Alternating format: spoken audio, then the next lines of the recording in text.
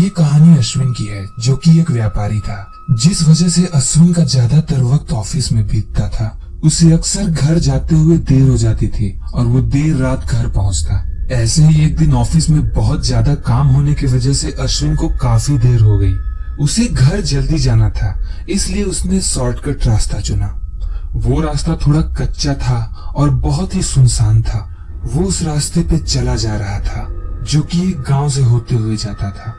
ये रास्ता इतना सुनसान था कि रात के वक्त दूर दूर तक इंसान तो क्या, जानवर भी भटकने की हिम्मत नहीं करते थे।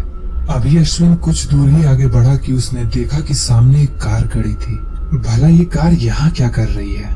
अश्विन ने जब आसपास नजर दौड़ाई तो वहाँ कोई नहीं था।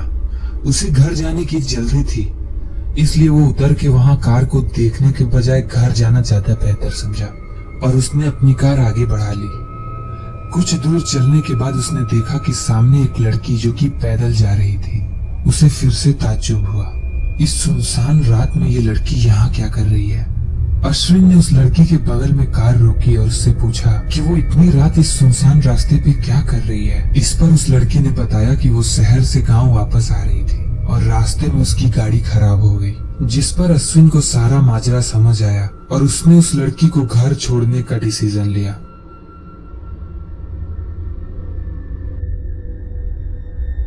कुछ दूर पे एक मोड़ आने के बाद उस लड़की ने अश्विन को गाड़ी रोकने को बोला और कहा कि वो यहाँ से घर चली जाएगी। अश्विन ने गाड़ी रोकी और वो लड़की वहाँ से चली गई। इसके बाद अश्विन अपनी घर की तरफ आने लगा। रास्ते पर अश्विन उसी लड़की के बारे में सोचता रहा। वो लड़की बहुत खूबसूरत थी और अश्विन को पसंद आ गई थी। अगले दिन जब अश्विन ऑफिस गया तो उसने देखा कि वही लड़की वहाँ ऑफिस में आई थी, नौकरी की तलाश में। उसे देखकर अश्विन बहुत खुश हो गया और उसने तुरंत उसे नौकरी दे दी। उसने अश्विन को अपना नाम सुनहरी बताया। सुनहरी रोज ऑफिस में काम करने आती और देखते ही देखते अश्विन और सुनहरी को प्यार हो गया। ये दोनों एक दूसरे को इस तरह चाहने लगे कि अश्विन ने अपने घर पे सुनहरी के बारे में सब कुछ बता दिया। और चूंकि अश्विन एक सफल व्यापारी था, उसके घर वालों को इस रिश्ते से कोई परेशानी नहीं थी।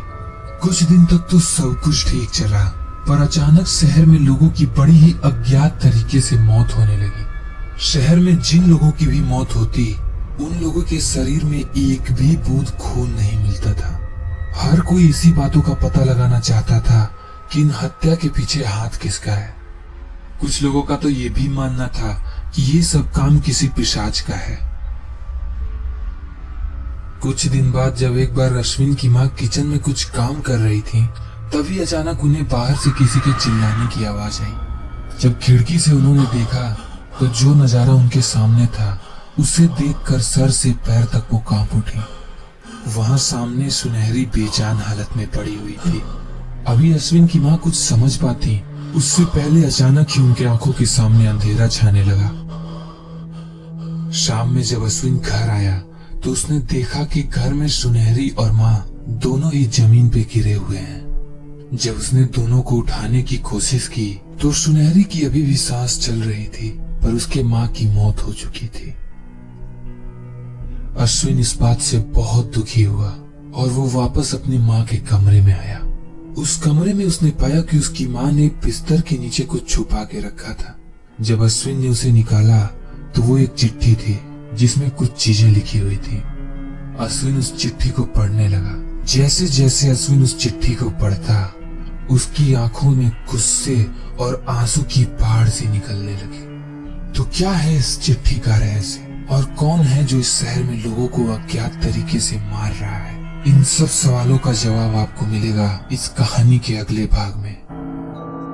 हेलो फ्रेंड्स, मेरी तरफ से आपको और आपके परिवार को हैप्पी दिवाली। तो उम्मीद करता हूँ कि आपको ये वीडियो पसंद आई होगी। तो एक काम आपको मेरे लिए करना है, वो ये है कि आप इस वीडियो को लाइक करें और जितना हो पाए उतना शेयर करें। इस वीडियो का सेकंड पार्ट आपको जल्दी मिलेगा इस चैनल पे। उससे पहले मैं दिवाली हॉरर स्टोरी अपलोड करूंगा। तो अगर आपको इस कंटेंट से अपडेटेड रहना है तो please consider subscribing this channel. और अगर आपको नोटिफिकेशन नहीं मिलता है तो please press the bell icon. तब तक के लिए bye bye and take care. Until next time, later.